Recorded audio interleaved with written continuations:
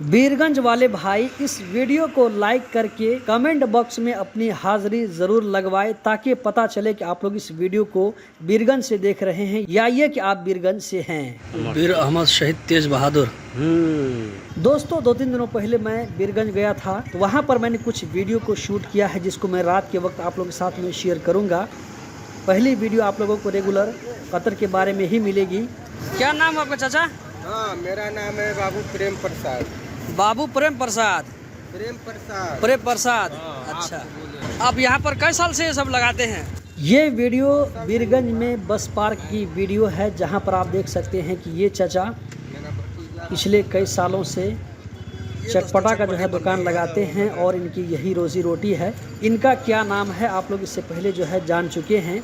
ये बीरगंज का bus park है, जहाँ से नेपाल के हर कोने के लिए बस रवाना होती है। ये जो है मगरिब के बाद का सीन है। दोस्तों इस वीडियो में इतना ही।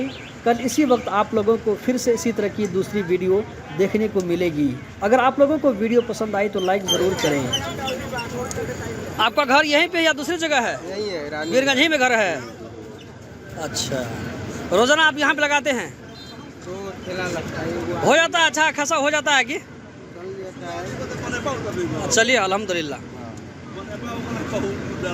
देखिए मस्त चटपटा है।